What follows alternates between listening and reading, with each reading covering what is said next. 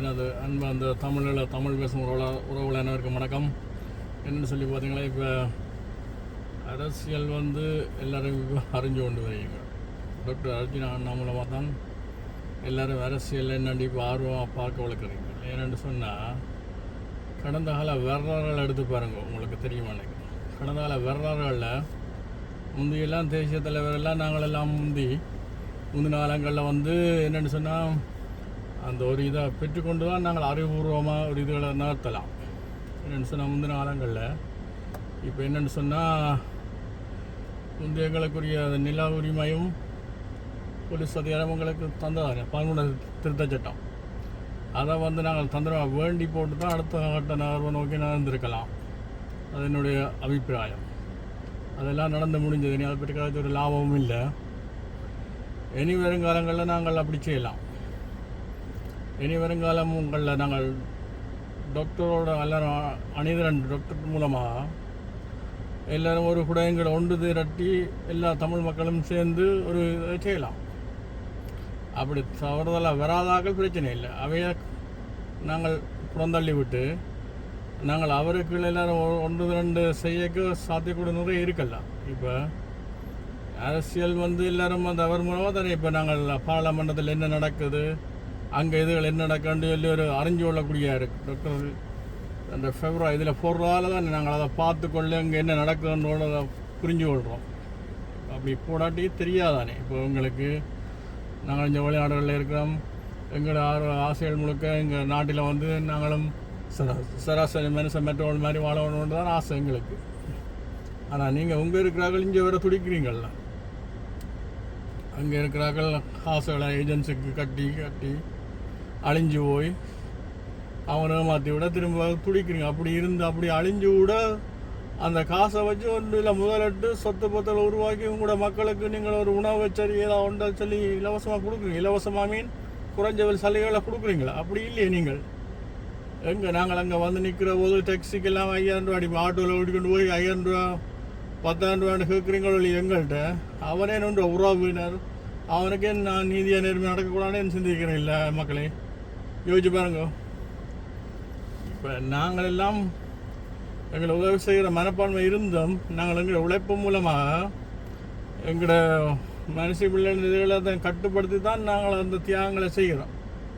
அப்போ அப்படி ஒரு முன் வராமல் நீங்கள் உங்களோட சுயலாபம் சுய நோக்கங்களுக்காக எல்லாரும் சேர்ந்து நீங்கள் அதுகளில் ஒன்று சேராமல் இப்படியே எல்லாரும் இப்போ எனக்கு ஒரு பொறுப்பை தாங்க நான் இங்கே செய்கிறேன். இங்கே லண்டனில் இருக்கிற எல்லா நிறுவனங்களையும் நான் ஒன்றிணைக்க முயற்சி செய்து பார்ப்போம். இப்போ வரலாற்று மையத்தில் அங்கே இருக்கிற சங்க நிறுவனம் கேட்குறேன். இங்கே இருக்கிற நியூட்டன் இங்கே பெம்பிலி அரேனா அதில் இது எக்ஸல் மண்டபத்தில் செய்கிற அந்த நிகழ்ச்சிகளையும் நாங்கள் கதைப்போம்.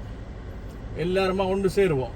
இப்போ அதுலேருந்து கனவேரிப்புகளே பிரிஞ்சு கணக்கு ஒவ்வொரு சண்டையும் இங்கே ஃபுட்பால் விளையாட்டு நடக்கும். ஃபுட்பால் மேட்ச் நடக்கும். அது ஒவ்வொரு பிரிஞ்சு ஒவ்வொரு சண்டே ஒவ்வொருத்தர் நடத்துவிடும். ஞாயிறு அடிக்கல் நாட்டு விழா அதுகள் ஞாயிறுகள் என்ன வேறுங்கட பேர் வருதில்லை. அவற்று பேர் வருதில்லை. நான் பேர் வரைக்கும் சொல்கிறேன். என்னென்ன அவர் எல்லாம் அங்கே 2 படையலையில் பெரிய இதுகளில் 2 அண்ணன் எல்லாம் இங்கே ஒரு இதுக்கும் இல்லாமல் நாங்கள் எங்களுக்கு முந்தின காலங்களில் நடந்தது. நாங்கள் அடுத்த ஒரு துரோகம் செய்யலை. நாங்கள் எங்களோட பாடு கொண்டு இருந்தாங்க.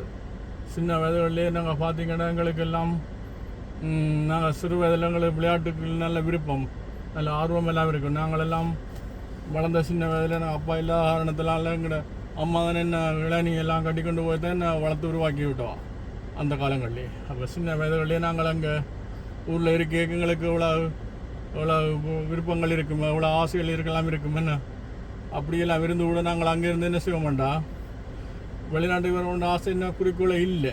தவறுதலாக என்ன நான் அந்த இதுகளுக்குள்ள உள்வாங்கப்பட்டாலான்னு என்ன பாதுகாப்பாக போய் சேரணும், சந்தோஷமாக இருக்கணுமென்ற காரணத்தை நான் வெளிநாட்டுக்கு அனுப்பி வச்ச வழியை நான் விரும்பி வெளிநாட்டுக்கு வரையில. இந்த காரணம் கொண்டும் என்னுடைய நாட்டில் நடக்கிற சண்டைகள் பிரச்சனைகளால் அதுக்குள்ளே திரும்ப அதுக்குள்ளேயே போய் படமாக தூங்குவான்ற காரணத்துக்காண்டதான் நம்ம அம்மா என்ன வெளிநாட்டுக்கு அனுப்பி வச்ச வழியை நானாக விரும்பி வெளிநாட்டுக்கு வரையில.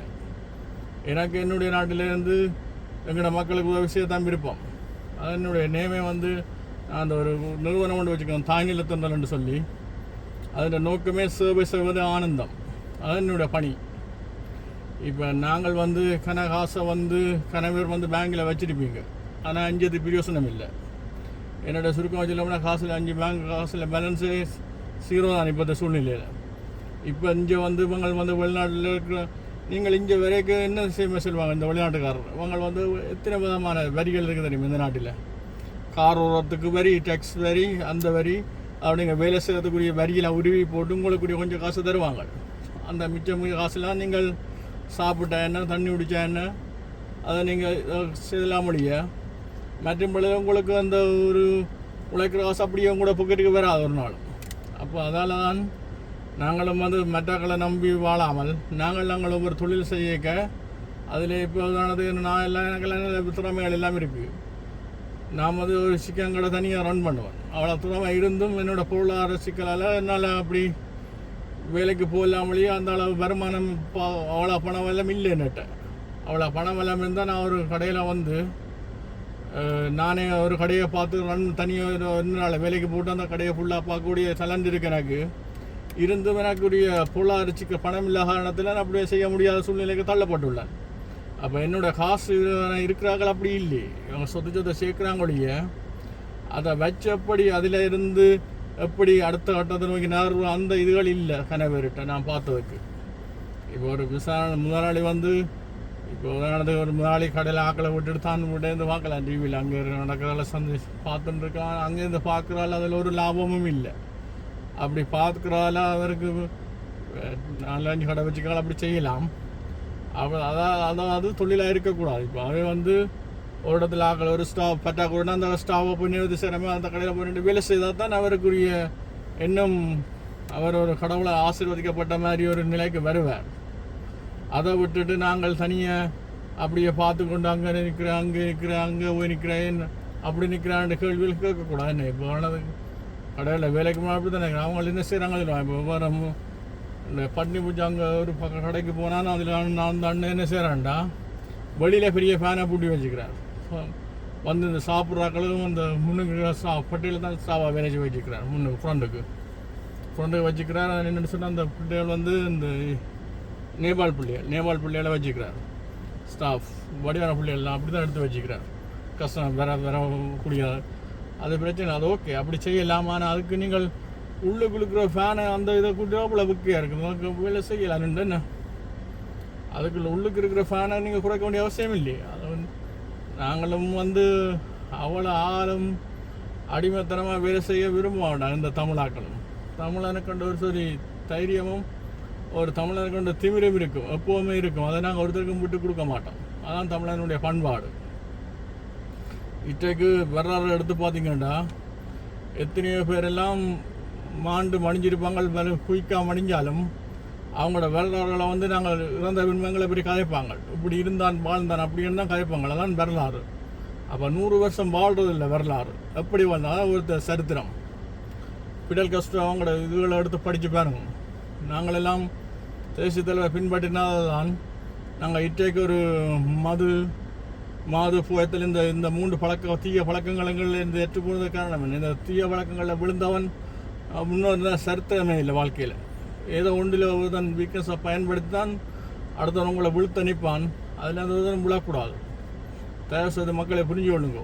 என்னென்னு சொன்னால் நாங்கள் வந்து ஒரு பணத்தில் வந்து சொத்தில் முதலீடுக்க அந்த ஒரு வியாபார நிலையத்தில் ஒரு மக்கள் கடையன்ற ஒரு ஊராக இருக்கும். ஒவ்வொரு உதாரணத்துக்கு என்ற வேலை திட்டம் வந்து எப்படி இருக்குமெண்டா, எங்களோட தமிழத்தை பொறுத்தளவில் எங்களோட வேலை திட்டம் வந்து சரியான ரக்கில் போகும்.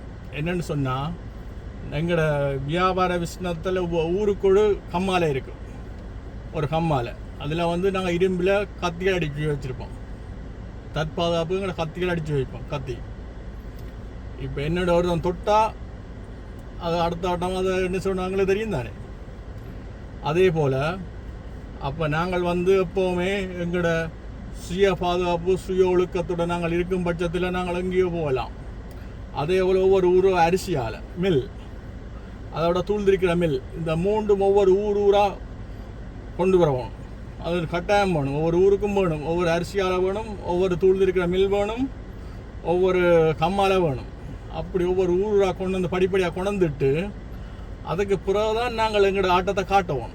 அதுக்கு பிறகு என்ன தெரியுமா செய்வோம், அதுக்கு பிறகு தான் எங்களோட ஆட்டை காட்டுவோம். என்ன செய்யணுமெண்டா, அதுக்கு பிறகு நாங்கள் ஒவ்வொரு வேலை திட்டத்தையும் வந்து ஒவ்வொரு கடைக்கும் வந்து ஒரு முதலாளியை நியமிப்போம். அந்த கடைக்கு வந்து ஒரு சைனை போட்டு கொண்டு வைங்களேன். ஒரு கடையில் முதலாளி இந்த சைன், அவரை கிட்ட ஒரு சைனை போடுவோம், தாய் நிலத்தண்டல். இப்போ தாய் நிலத்தண்டல் சைனை போட்டு அந்த லோகோவின்படி தான் சாப்பாடு சாமான் வழங்குவோம். பொது மக்களுக்கு வந்து அடிப்படை சாமான், உணவு வகை, அதை அத்தியாவசிய பொருட்களை மட்டும் குறைஞ்ச விலையில் கொடுக்குவோம். அவன் தான் உண்மையான முதலாளியும் பணக்காரனும் கூட. இப்போ நீங்கள் அறா விலைக்கு நீங்கள் பொருள்களை விற்க உங்களோட வருமானம் உங்களோட பணவீக்கம் தான் பெருகும். உங்களோட பணவீக்கம் பெருக இப்போ பவுன்ஸ் ஒன்றுக்கு உங்களுக்கு 438 ரூபாண்டா, அப்போ நீங்கள் குறைஞ்ச விலையில் சாப்பாடு சாமான் பரிமாறி நீங்கள் உங்களுக்குள்ள ஒரு பண்டமாற்று முறை நீங்கள் வாழவளுக்கு கிடைக்க நீங்கள் கவர்மெண்ட்டுக்கு வரியும் கட்ட தேவையில்லை. உங்களுக்குள்ள சிக்கனமாக நீங்கள் இதை நடைமுறைப்படுத்தி கொண்டு போய் உங்களோட காசு பணவீக்கம் அதிகரிக்கும் அல்லவா. உங்களோட பணம் வந்து இப்போ பவுன்ஸ் வந்து ஒரு பவுன்ஸ் வந்து நீங்கள் 438 ரூபாய் போல 400 300 அப்படி குறைஞ்சி கொண்டே வரும். அதான் அந்த கட்டக்கரை சில பேருக்கு விளங்குது இல்லை. என்னென்னு சொன்னால், நாணயம் என்பது சும்மா வரும் தாள், பேப்பர் தாள். இப்போ போன முறை குயின் எலிசபெத்தின் படம் இருந்தது, அவர் இருந்த இப்போ சால்ஸின் படம் வந்திருக்கு, அதை அடுத்து மாற்றிட்டாங்க. ஆனால் அவன் நாணயம் செல்லும், ரெண்டும் செல்லும் நாணயம். ஒரு வெறும் ஃபேக் இந்த பணம் நோட்.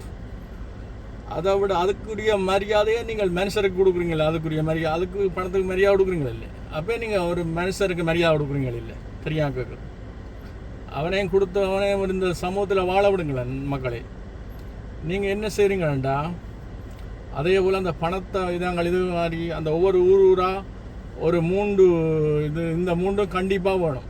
அப்படி கொண்டு வரணும். அதுக்கு பிறகு என்ன செய்யணுமானா, நாங்கள் வந்து அதுக்கு பிறகு ஒரு மீனை வந்து நாங்கள் இலவசமாக ஒரு சம்மாட்டிகிட்ட ஒரு 2 லட்சத்துக்கு போனதுக்கு ஒரு வெளிநாட்டில் இருக்கிற ஒரு அன்னையால் 2 லட்சம் ரூபா ஒரு சம்மாட்டிக்கு மீனுக்கு கொடுக்குறாருண்டா, அந்த மீனை வந்து சம்மாட்டிகிட்ட இருந்து வேண்டி ஒரு 5 ஒவ்வொரு ஊருக்குறா 5 மீனவர் 5 மீன் கொண்டா கொடுக்குற ஒரு மூட்டைச்சிகளை வச்சுக்கிற மீன் கொடுக்குற அவைக்கு வேலை வாய்ப்பாக கொடுக்குறது. அவைக்கு வேலை வாய்ப்பாக கொடுக்க என்ன செய்ய கொடுக்கணும், அவைக்கு வேலை வாய்ப்பாக கொடுக்க அவையோ அந்த மீனை கொண்டு போய் கொடுப்பினோம். ஒவ்வொரு ஊராக கொடுப்பினோம் மீனை, ஒரு ஊராக ஒரு கிராமமாக கொண்டு கொடுப்பினோம். அவைக்கு அந்த கொடுக்குறது மீன் வந்து இலவசம். மீனை இலவசமாக கொடுத்து அந்த மத்தியானம் ஒரு 2 மணி போல் 2 பாசல் சாப்பாட்டை வேண்டுறீங்க. அந்த இடத்துல அந்த வாழையில் தரமாக 2 பாசல் சாப்பாட்டை எடுக்கிறீங்க. இப்போ மீனை இலவசமாக கொடுத்து ஒரு குடும்பத்தையும் கொடுத்து சமைக்கக்கூடிய மீனை கொடுத்து 2 பாசல் சாப்பாட்டை வேண்டுறீங்க. அதை பண்டமாட்டு மாதிரி 2 பாசல் சாப்பாட்டை கொண்டு போய் நீங்கள் அதை கொண்டு போய் குறைஞ்ச விலையில் உங்களோட மக்களுக்கு கொடுக்குறீங்களா. அங்கே டவுனுக்கு வேலை செய்கிற மக்கள் இருக்கிறாங்கல்ல, அவைக்கு நீங்கள் கொடுக்கு. அப்போ நீங்கள் உங்கள் அந்த சுகாதாரம் இல்லாத அந்த பொலித்தீன் பேக்கில் போட்டு சாப்பாடுகளை கொடுத்து அன்ஹெல்த்தியாக நீங்கள் இதுன்னு பார்க்க அந்த சாப்பாடுகள் எல்லாம் கொடுத்து அங்கே பக்கத்து கடையில் போய் வடைகள் போண்டாவல் பேப்பர்கள் அந்த பழுதான சாமான்களை சாப்பிட்டு பிள்ளைங்களோட சாப்பிட்டு அன்ஹெல்த்தியாக நீங்கள் வாழ்றதில் பார்க்க அந்த இதை வந்து கொடுக்கலாம், சரியான இதை கொடுக்கலாம். ஆக்களுக்கு குறைஞ்ச விலையில் கொடுக்கலாம். இப்போ நீங்கள் ஒரு உதாரணத்துக்கு ஒரு சாப்பாடு ஒரு 300 ரூபாண்டா நீங்கள் 200 ரூபா கொடுங்க சாப்பாட்டை. சிம்பிள், 200 ரூபா கொடுங்க சாப்பாடு. 200 ரூபா கொடுத்தா வேம்பட சாப்பிட்டு சந்தோஷமாக வேலையை பார்க்கணும். நாங்கள் வேலையை கொண்டு போயிடும். அவை வீட்டை கட்டிக்கொண்டு வராங்க, சில பேர் சாப்பாடை கட்டிக்கொண்டு போவாங்க. இப்போ கன்னடங்களில் அப்படி தான் செய்வாங்க. இப்போ நாங்கள் வெளிநாடுகளில் வந்து கணவர் வந்து எங்களோட நாட்டு சாப்பாட்டை வீட்டை இந்த மாதிரி கட்டிக்கொண்டு வரோம். அதை ஃப்ரிட்ஜுக்கு வச்சு ஃப்ரோசனுக்கு வச்சு அங்கே சாப்பிட்டா அதை பழுதாக போடும். உடனே ஃப்ரெஷ்ஷாக சமைச்சு சாப்பிடுவோம். அப்போல்லாம் ஹெல்த்தி வராது. எங்களை இங்கே வீட்டையும் அப்படி தான் கிடக்கும். வீட்டை ஃப்ரோசனாக சாமான் அடிக்க வச்சு எங்கே சமைச்சா அப்படி நேரமே இல்லையே. இன்றைக்கு தான் லீவு கிடச்சிருக்கு. அப்போ இன்றைக்குனா ஒரு நாள் லீவு நாள் தான் இப்போ தான் போய் சமைச்சா என்ன சாப்பிட்டா என்ன பார்க்கணும். இன்றைக்கு போய் லீவ் வரண்டோட நான் அம்மாட்ட இருக்க வீட்டை போய் பார்த்துட்டு வந்தேன். நம்ம எப்படி இருக்கான்னு பார்த்துட்டு வந்தேன் நான். மற்றும் பிள்ளையில இங்கே சொல்கிற மேய்க்கிற மாதிரி இல்லை இந்த உலகம். உலகத்தில் வந்து பணக்காரன் வந்து ஈஸியாக பணத்தை பெருக்கி கொண்டு போகிறான். ஆனால் அவனுக்கு அந்த நாட்டு நடப்பு தெரியுது இல்லை என்னென்று பணத்தை பெருக்கலாம்னு பார்க்குறனாலே அது என்ன மாதிரி நீங்கள் காலத்தை சரியாக நடக்கிற பட்சத்தில் உங்களுக்கு வந்து வருமானமும் கூடும். அதை விட புத்திசாலித்தனமாக நடக்கணும். அதை விட நீங்கள் வந்து மற்றாக்கள் உதவி செய்கிறது இல்லை ஒரு பெரிய இது இல்லையே. இப்போ நீங்கள் இப்போ நானும் கூட விரும்புகிறேன் தான். நான் இப்போ வெளிநாடு இங்கே போய் வைக்கலாம். அங்கே வெள்ளக்கார பிடிக்கல விறகுண்டு அவங்கள குடிக்கொண்டு போகணும். அவங்கள ஃப்ளைட் டிக்கெட் மட்டும் போட்டால் நாங்கள குடிக்கொண்டு அவங்கள ஃப்ரீயாக அக்காமடேஷன் கொடுத்து வீட்டை கொண்டு விட சாப்பாடும் கொடுத்து ஒரு மாதம் படி 3 லீவ் ஹாலிடேயோட என்ஜாய் பண்ணி போட்டு வரலாம் தான். அவங்களுக்கு ஒரு ஒரு சேஞ்ச் ஆகிருக்கும். அப்படியே நீங்கள் எதாவது மாறுறீங்கள் இல்லை, எல்லோரும் வந்து சுயநலமாக இதாக இருக்க. அப்போ இப்படியே நாட்களாக நீங்கள் ஆகலும் பார்த்து கோவப்பட்டு இந்த இதுகளை செய்கிறோம். நாங்களுக்கு இவ்வளோ கோபம் வரும், இந்த வெயிலுக்கு அப்படி இது கஷ்டப்பட்டு வேலை செய்து போய் இவ்வளோ தெரிஞ்சு தூரடங்களுக்கெல்லாம் போய் தெரிஞ்சு வேலை செய்கிறவங்களுக்கு இவ்வளோ கோபம் வரும். நீங்கள் யோசிக்கிறீ இல்லையா? அன்பான தமிழ் மக்களே, தயவு சிந்தியுங்கள், செயற்படுங்கள். சுயந்தத்தான் சித்திரம் வரையலாம். நன்றி, வணக்கம்.